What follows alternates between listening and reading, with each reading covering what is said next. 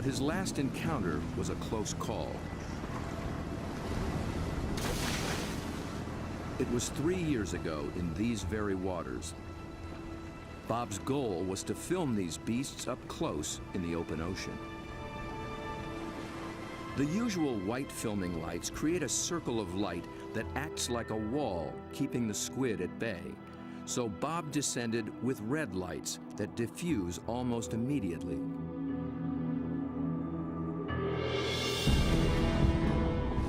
Suddenly, the squid were too close. For an instant, it seemed they would tear him apart.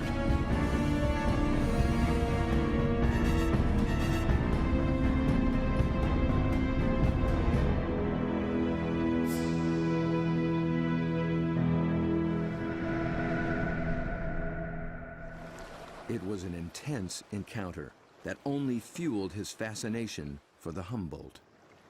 They came right for me with no fear. That got my adrenaline going.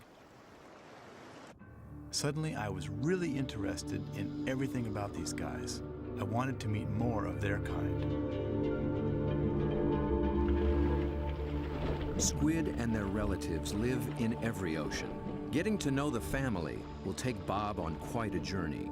And if diving with red devils is anything to go by, he'll need the help of some top-notch guides.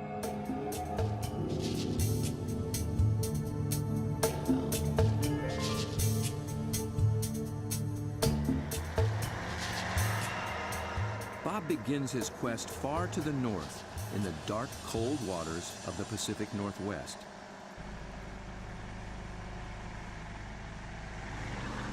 In the maze of bays and inlets along the coast of British Columbia, there dwells the giant of its kind, but it's secretive and very hard to find. Bob's asked Dr. Peter Ward for help. Peter is a paleontologist and an expert on the origins of this creature. He has decades of experience in these waters, and there's no substitute for local knowledge. So Bob, I got some maps of the underwater area we're going to go see tomorrow. Cool. And the nice thing about this, these are really high quality side scan sonars, and they give images in great detail. From these, we can pick out caves or dens, really, where the creatures that we seek can be found. Face to face with my camera. Whatever. Bob's been filming underwater for more than 30 years. He's one of the best at very difficult diving. It's a rebreather, a closed circuit rebreather. The CO carbon dioxide is pulled out, add a little oxygen, it comes back and you breathe it. Same as the guys who walked on the moon. Fantastic. It's really cool. I can stay down there with the creatures and film them for as long as I can stand the cold. The water registers 47 degrees. Without a dry suit, a diver could slip into unconsciousness from the cold in just half an hour. Waterproof zipper. Same zipper they use in spacesuits. Only in a spacesuit, I think they pressurize it. In this suit, you get vacuum packed. Get all these fancy lights. I think that one means low. Getting a little warm. Gotta get in the water soon.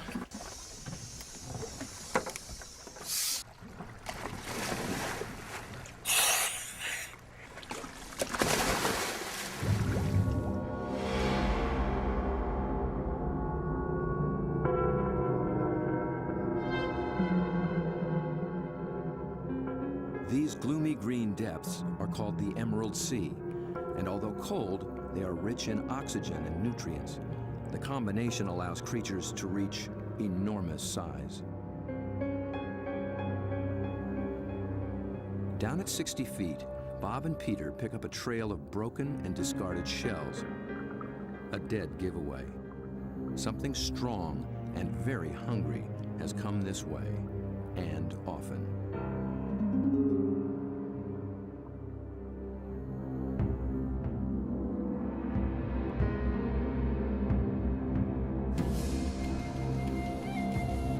Should show more caution. It's up against a devious and determined predator.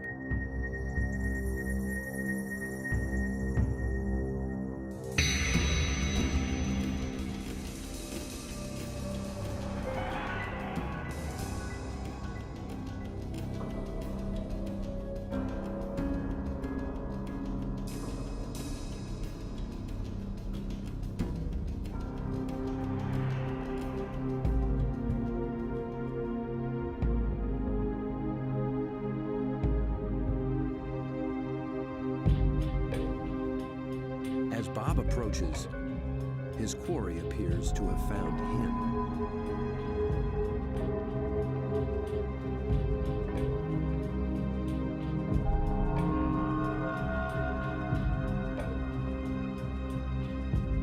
A giant Pacific octopus.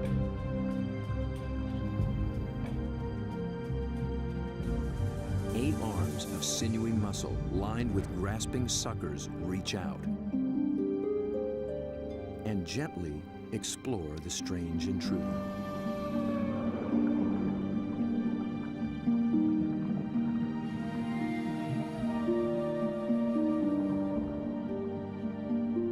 A giant can reach 20 feet from arm tip to arm tip and weigh in at 200 pounds. It's the largest octopus in the great clan called the cephalopods, the group that unites the octopus and squid. It's an ancient tribe, the first large predators in the sea. To this curious female, we're a brand new species.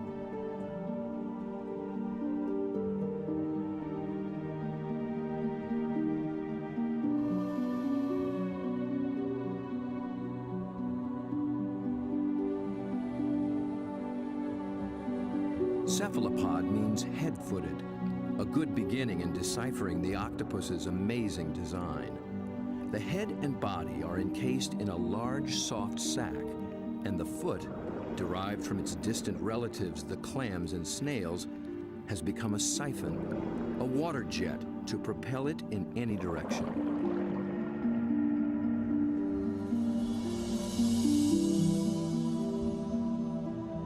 A long time ago, its ancestors wore a shell, but the octopus has given that up. Yet for creatures with such tasty flesh, the lack of protection presents a problem. The cephalopod solution?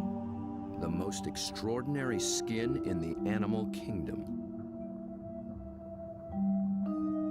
In an instant, it can change color, pattern, and texture. And with no bones to confine its shape, the creature can virtually disappear.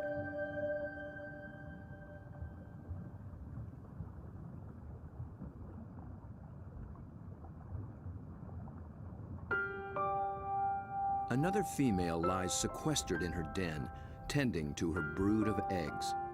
She lays up to 100,000 just once in her life. When they hatch, she will die. These clever, curious creatures won't live long at all. Their entire lifespan is no more than 3 or 4 years.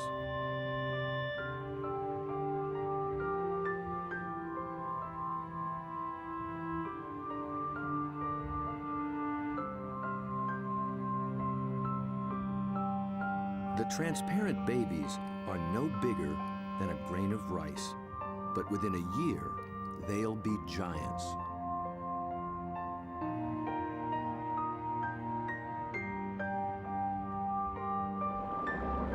While the lives of these complex beings are all too brief, their line reaches back 500 million years, long before sharks began swimming the seas.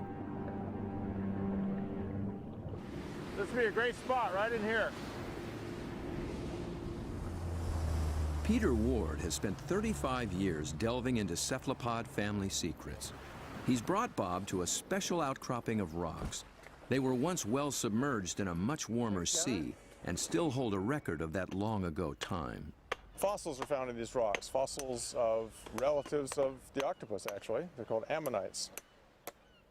And how old are they? 80 million years in age. 80 million years. That's true. That is old.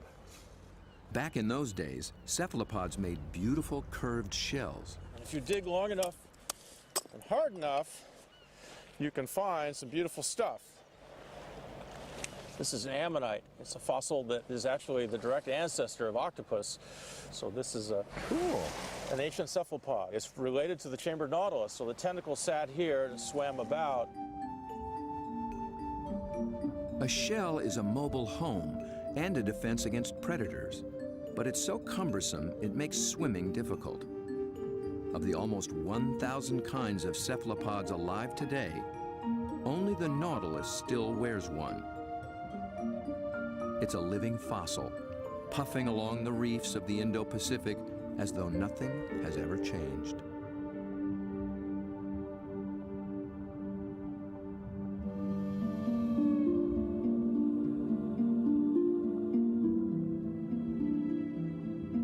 Bob returns for one last dive with the octopus.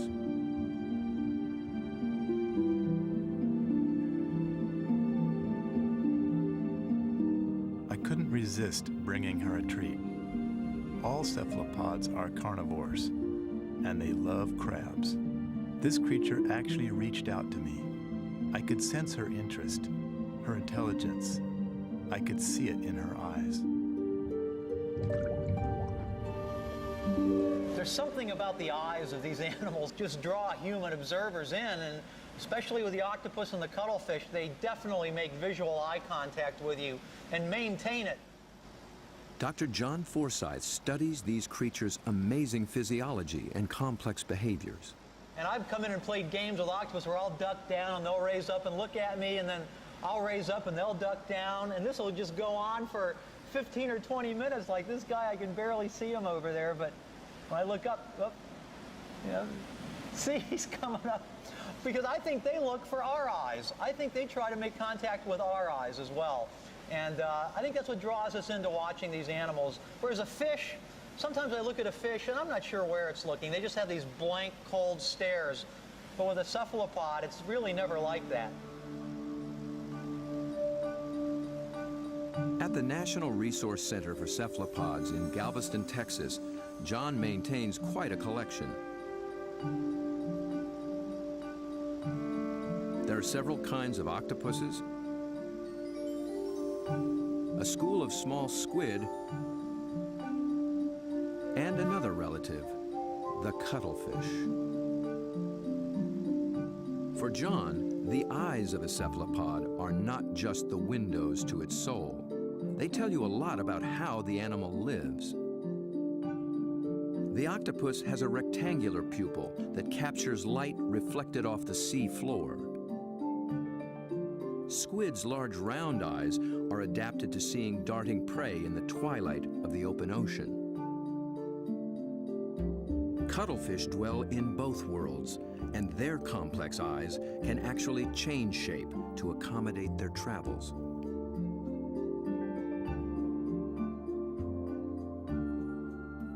But it's not in their eerie eyes that cephalopods reveal their inner feelings. It's in their remarkable skin.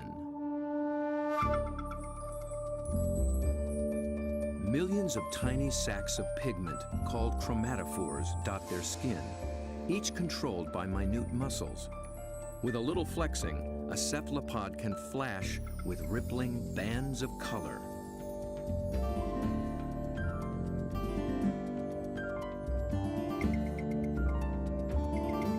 Any sort of excitement, danger, desire, aggression, passion, and their skin lights up.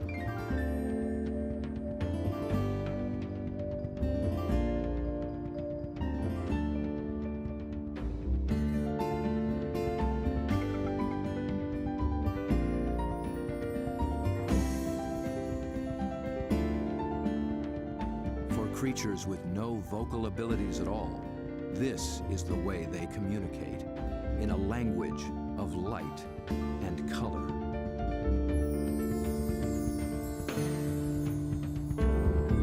And like an octopus, a cuttlefish can transform its texture, matching its surroundings, hiding in plain sight. Given their camouflage capabilities, it's no wonder we're still learning just how many kinds there are.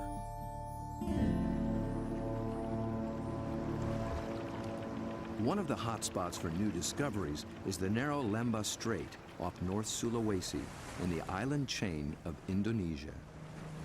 It's a pretty scenic spot. It's not pretty joint, isn't it? John and Bob have come here looking for new species of cephalopods. It's a place primed for strange adaptations. In the shallow, warm water, light and temperatures remain constant, but the channels, inlets, bays, and lagoons create many small separate habitats, and that leads to high diversity. This is John's fourth trip to Lemba Strait, and each time something surprising turns up. He's brought Bob to a spot called Ritaklari, which in local slang means the muck.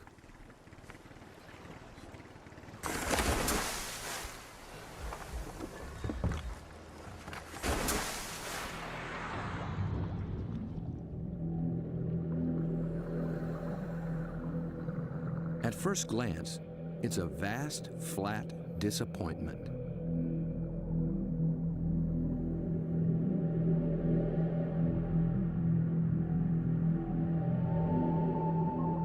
But wait here quietly, and a lot of what looks like sand begins looking back.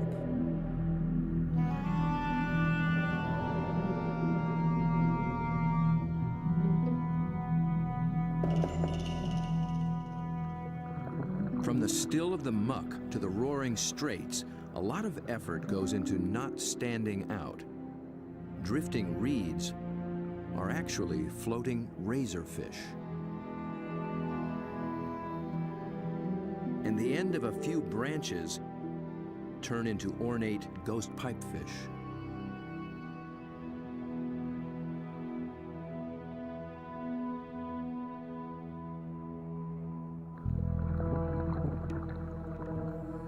Out in the high-speed tides and swirling eddies, fish work hard to keep their footing, digging into the bottom with spine-like fins. But even creeping along on the seafloor, you still have to make a living.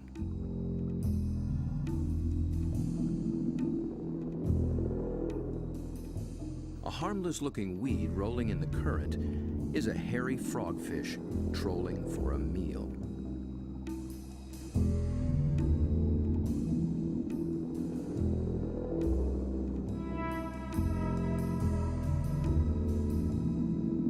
It comes equipped with its own strange lure.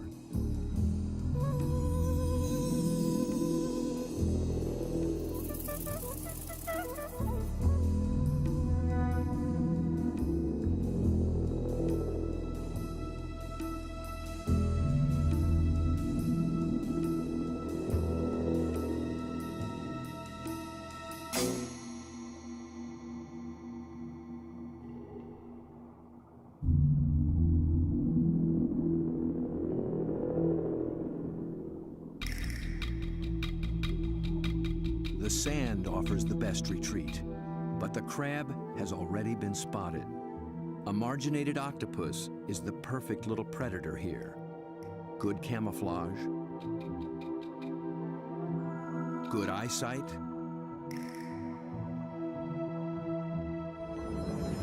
good grip.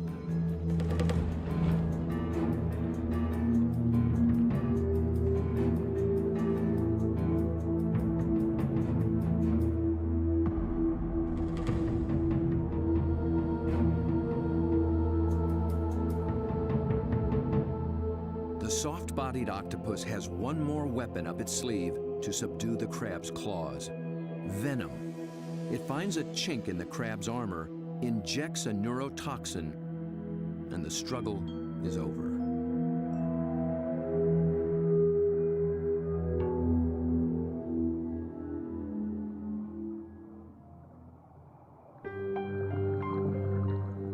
In such an open setting, the trick for every creature is to find some place to hide.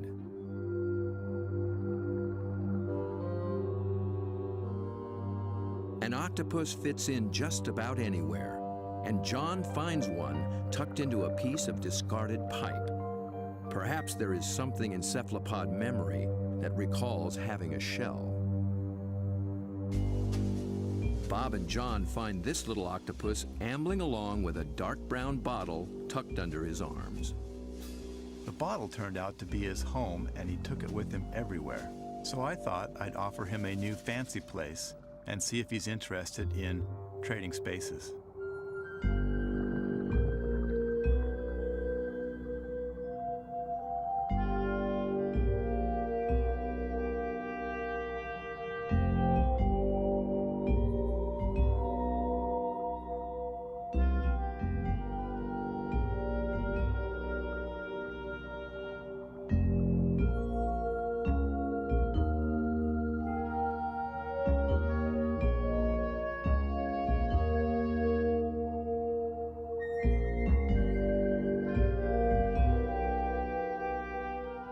began to worry he might get confused by this clear glass and wouldn't remember how to get back out.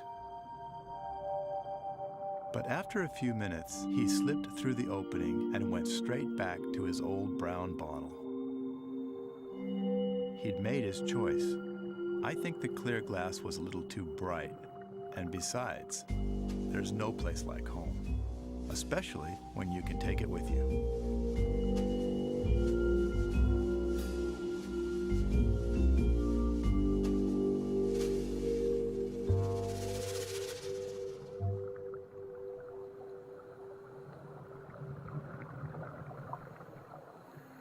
In the husks of old coconut shells, they find the pearl-like eggs of one of John's favorite creatures.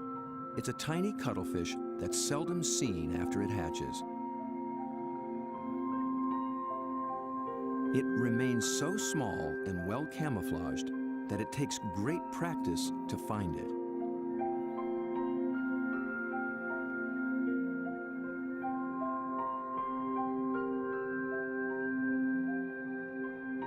Down on the sea floor, it appears to walk across the bright stones, its rippling colors blending in and standing out. It's called the flamboyant.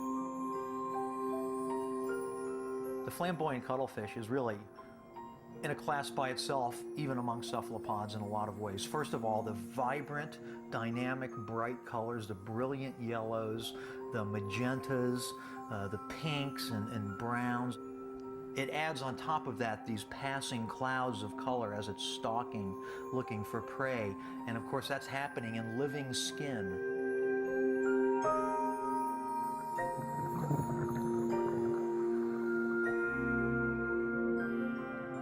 A lot of these animals are surprisingly bold.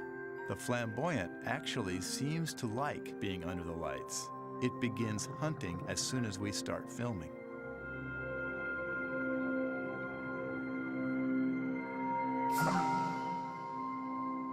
My video lights attract little shrimp and crustaceans. Perhaps the cuttlefish can even see better in the lights as well.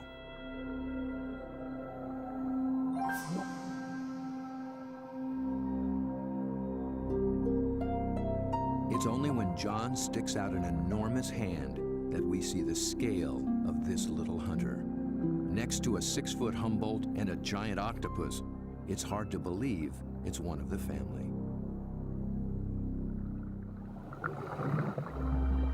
Not far away, a small octopus has been eyeing the scene. John reaches out for a better look. Every time I touch one of these animals, I'm not gripping it or holding it. My intention is never to frighten the animal in any way. However, I am trying to keep it close to where I can get a good look, but at the same time, the animal knows at any moment it can get away if it wants to.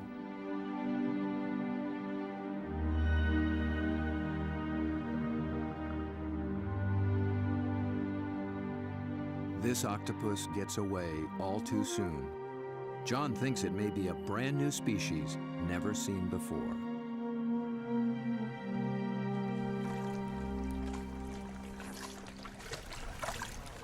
I don't know, Bob. I'm not sure what that is, but it could be a new one. I think it could be a new species. I wasn't expecting to see that. It's not something you've seen before, huh? No, I'm not sure what that would be. It's a cool little critter. Oh, wild.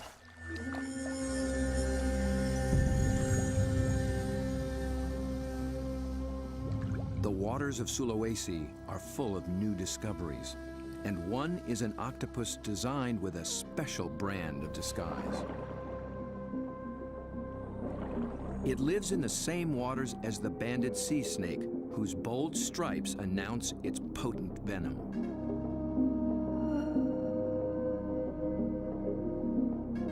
These are banded arms that can make the same impression.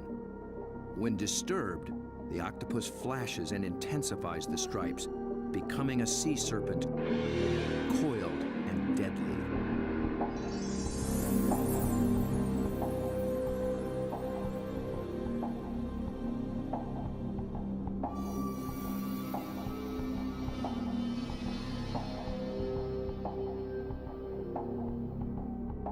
The creature has not yet been named by science, but it is known to be a fraud.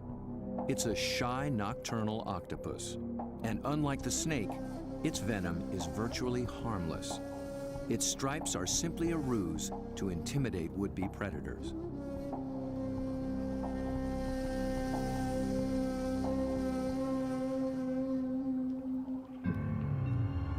The real killer is a delicate, jewel-toned creature, the blue-ringed octopus.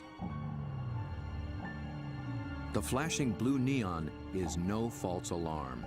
Its poison can immobilize every muscle in the human body. There is no antidote. But all it's really after is a crab.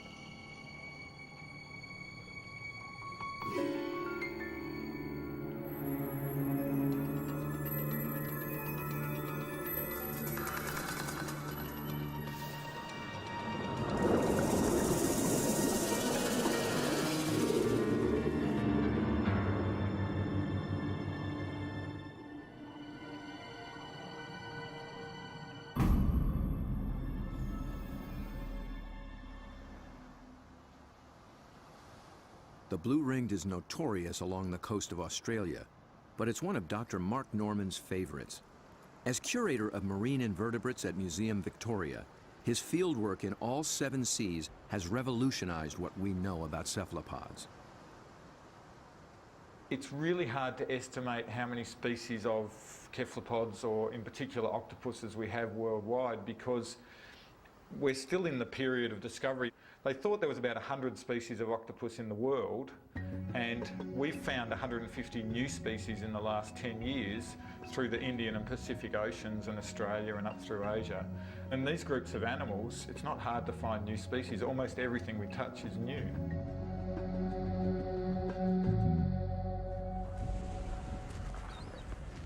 Bob wants to get close to the blue ring in the wild. So Mark, this is a shortcut to the beach? Yep, it's a great place to collect crabs. Through the graveyard, eh? Yep. So are these the bodies of the people who have been bitten by blue ring octopus? No, very few people have died from blue ring bites. He's more likely to have died choking to death on his calamari meal at the local pub. So this is where the crabs live. Yep, they hide up here at low tide under the rocks. As the guide to the blue ring, Mark starts Bob off with their prey. Lots of little crabs. Yeah. You need a nice juicy one. There you go. Good claws on that. That'll take your arm off. It's an ironback crab. You can appreciate why the octopus has to get rid of the crab's claws as quick as possible. Knock them out. When the octopus bites them, it actually goes for those soft gaps in the junctions, like the elbows where the arm is a bit thinner, or else they bite them right on the eyeball, and the poison goes straight down the eyeball and into the brain. So they end up paralysing the animal instantly and putting these claws out of action.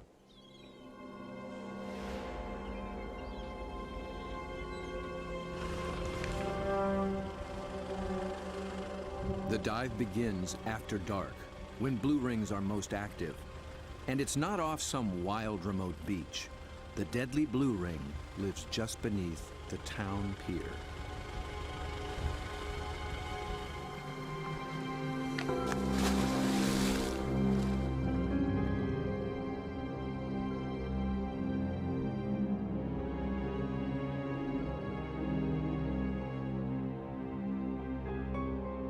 Blue ring octopus are an extremely venomous animal, and if I was to be bitten, I would probably be dead within 3 minutes. Your body would start stiffening up and you'd lose the capacity to breathe, you'd lose the capacity to wave or walk or run away, you'd run out of oxygen and you'd suffocate. But these little animals are really shy, really secretive, and the last thing they want to do is attack humans. They don't eat humans, they don't drag people out of their cars and drag them down the beach. They just feed on crabs. But tonight, not even a crab could catch its attention. This is a male, and he's just found a female. 2 wild blue rings are preparing to mate.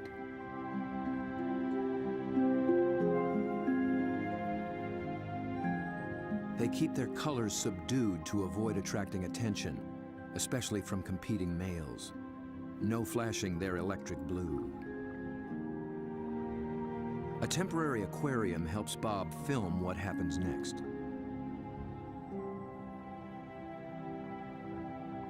After a few minutes of courtship, the male gently slips a special arm into the female's gill slit. He's depositing a packet of sperm, which she will use later to fertilize her eggs.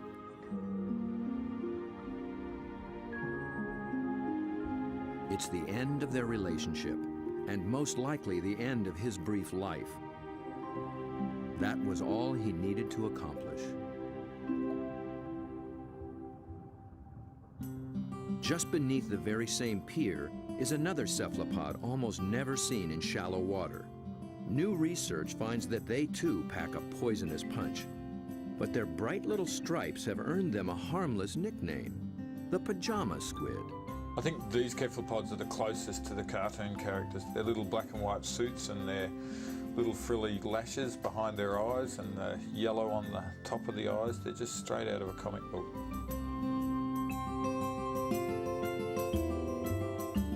The pajama squid seem to have taken a cue from the blue rings. Males grab any passing female and then they try as hard as they can to reposition them so that they're face on, ready to mate, sort of suckers to suckers.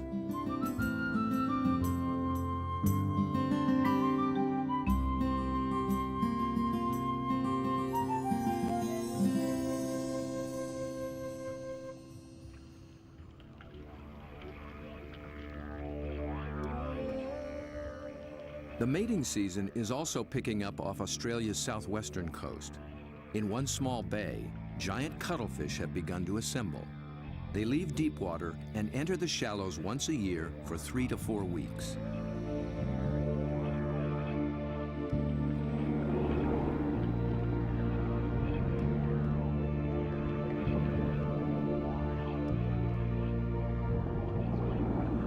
The males are 3 feet and massive, with 8 flowing arms and one all-consuming purpose. A much smaller female takes refuge in the rocks.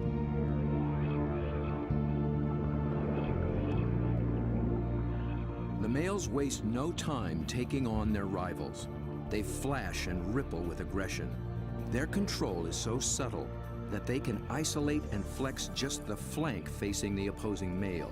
The other flank communicates a solid, dependable side to any nearby female.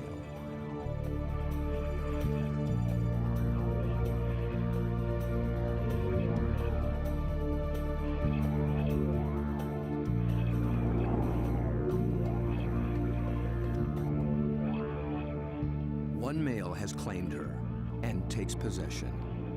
He'll guard her now, keeping her beneath him until she is ready to lay her eggs. Jules, you around here somewhere? Bob is heading for this far-flung coast, but before diving with these giants, he needs to brush up on the subtleties of cuttlefish communication. This is a crazy place to meet a scientist. Julian Finn is a leading expert on the intense social dynamics of the cuttlefish. He comes to this junkyard to scrounge up special equipment for an interesting experiment. Hey, Jules. Over here, Bob. Oh, okay. Oh, there you go. Yeah, it's You into old cars? Oh yeah, I love them. I've got a number of old cars and plenty of treasures in this place. Cuttlefish speak a visual language, Yeah, for and sure. Julian What do you got? wants in on the conversation. Cars, but also got a few ideas about making something to use on these cuttlefish in Whyalla, trying to get a bit of a different shot. So Looks like junk to me. Meanwhile, the cuttlefish continue to gather.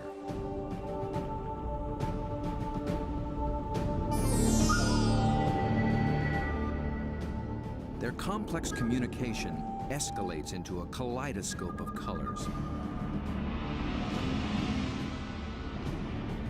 Opponents toss each other in the rolling tide, and things start getting rough.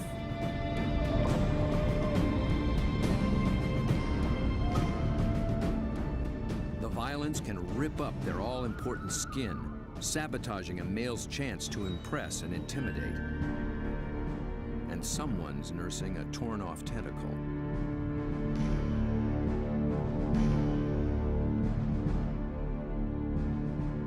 In a temporary standoff, a large male guards his female from two other heavyweights, while a little male, too small to take seriously, hovers on the sidelines.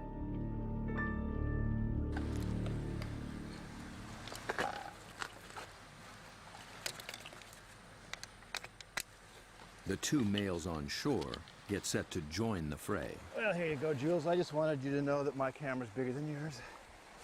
Mine's a bit different than yours, too. Well, yours has a hubcap on the front of it.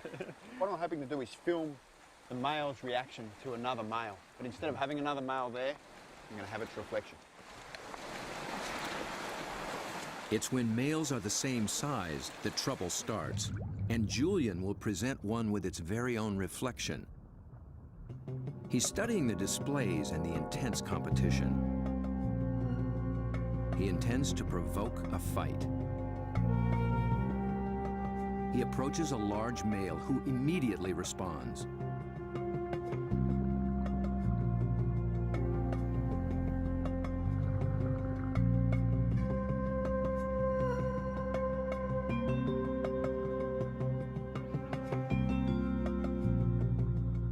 The cuttlefish becomes increasingly absorbed with his own image, but instead of a conflict, the story takes a surprising turn.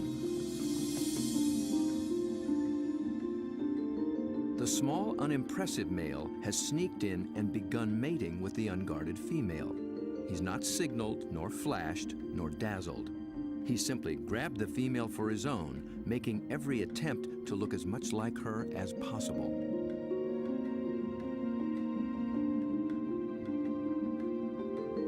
The aggressive male makes no headway with the mirror and finally moves off to resume his duties.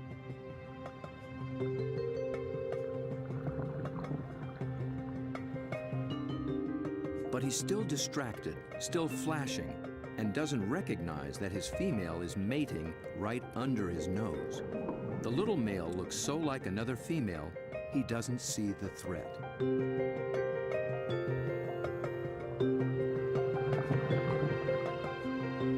At last, he senses something's wrong and moves in to reclaim his female.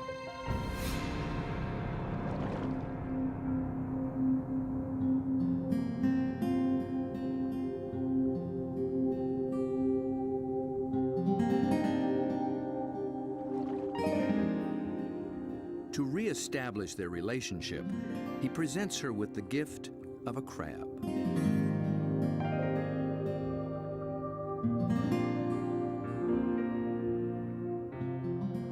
With so much going on in cuttlefish society, Julian will be experimenting for a long time to come.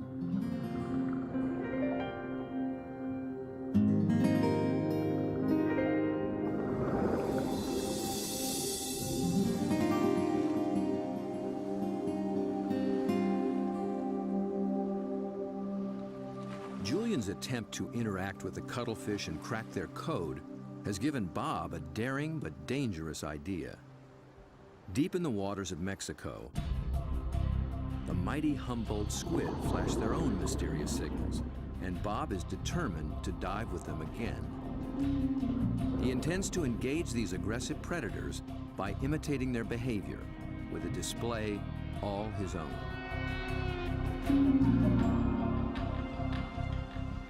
Mark Norman and Julian Finn think he's close to crazy. Sure, you've got the blue ring octopus that can kill you within a few minutes with the poison, yet there's something scarier about a squid that can rip off your flesh and tear out your throat, so to speak. I think you'd be really sensible to work with shark cages with those animals, because the stories I've heard are these massive animals that will effectively skeletonise a cow in a minute because they're such voracious predators. Bob Cranston has no intention of taking this advice. His whole goal is to interact with these squid on their terms, in their world.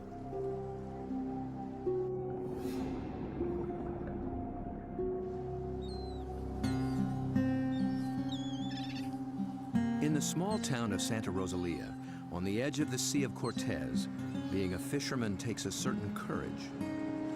We lose people, you know, every other year somebody dies. I had a friend that they found floating in the ocean last year. It's lucky they found him because, you know, they're carnivorous. They'll eat you. I mean, they will eat you. The squid will eat you. If you fall into the ocean, they'll get you with their tentacles, you'll drown, and then they'll, you know, all the rest of them will just eat you.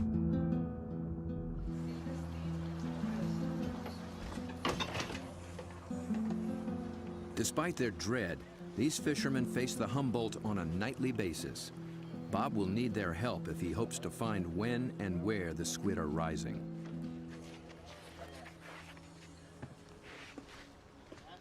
Alberto. When the Humboldt flash on and off, Bob intends to flash right back. Yo no sé. This is a flashlight, big flashlight for squid. We're gonna. Estos loco, see?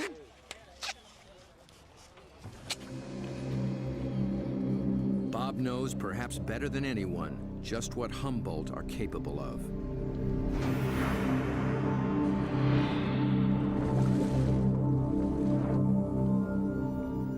But it's not fear that he feels.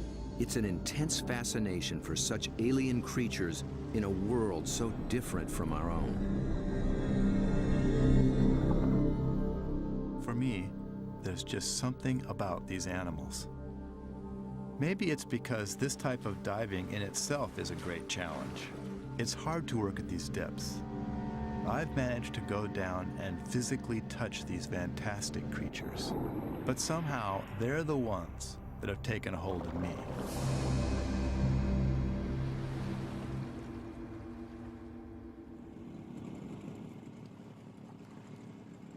He's 12 miles from shore. Aside from his assistant cameraman, there'll be no backup down below, and no source of help at all topside. There's not so much as a radio on this little boat. These are small boats, it's a big ocean. There's a language barrier between me and the fishermen who think I'm crazy to dive in the water anyway. If I disappear and drift away from this boat, the fishermen will just think the squid ate me and they won't even bother coming to look for me. Yet Bob has confidence in his own experience and in his plan. I've made up this light tube and filled it with strobe lights. The idea is that the Humboldt squid flash for communications. They flash at each other, they flash at the divers, and so I hope to elicit some kind of a reaction from these animals with this light tube.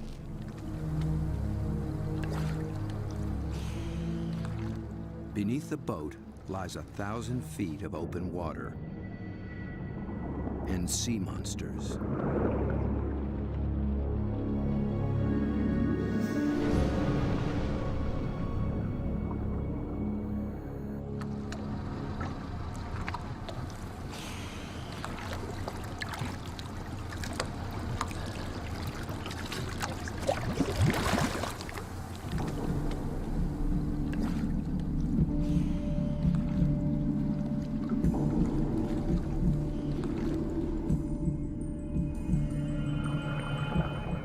Descends, his homemade lightsaber a beacon in the utter darkness.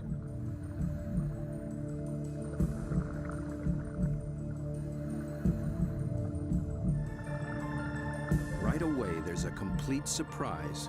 Mobile arrays. They're seldom seen in a school like this. Already the night has taken on unexpected possibilities.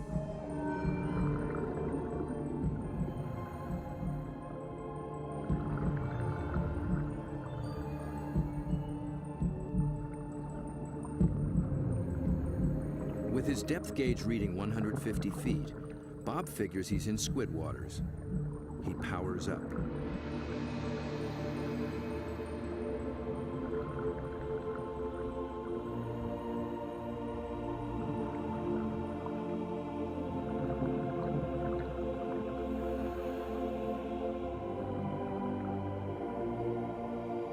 A giant swarm of pink krill mobs the lights.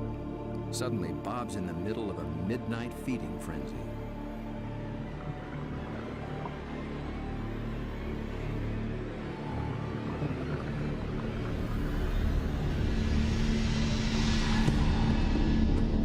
Then, rocketing up from below, Humboldt squid.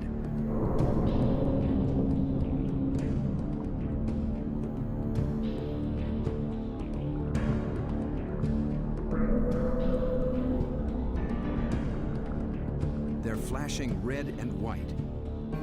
Bob tries to get clear of the krill into better visibility. And he's caught the squid's attention.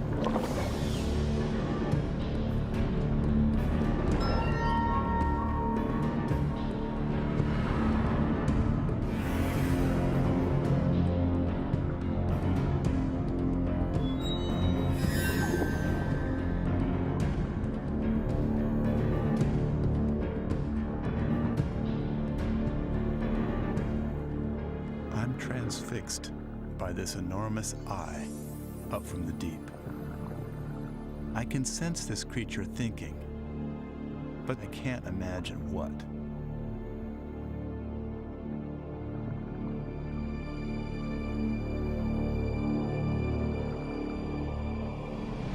A minute later, contact. The squib grabs hold, testing the light the only way it can.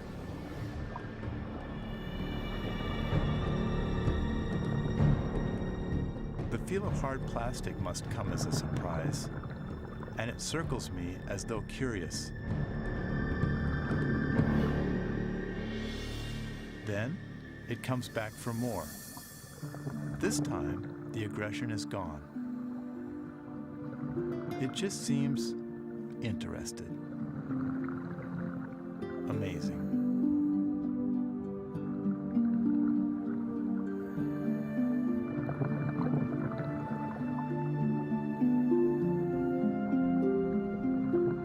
We play for a moment.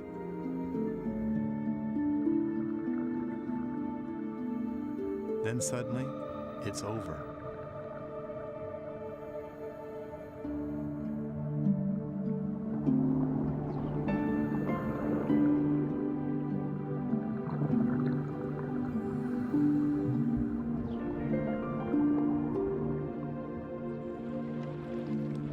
The fishermen are relieved just to see me alive, but I climb back in the boat knowing something remarkable has just happened.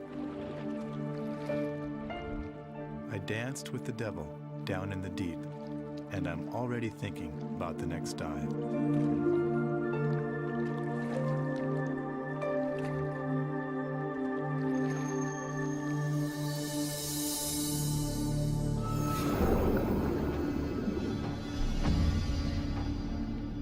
It's certain that Bob will return to dive again with the mysterious Humboldt, perhaps with a new strategy on how to make contact. He's just at the beginning of this extraordinary quest.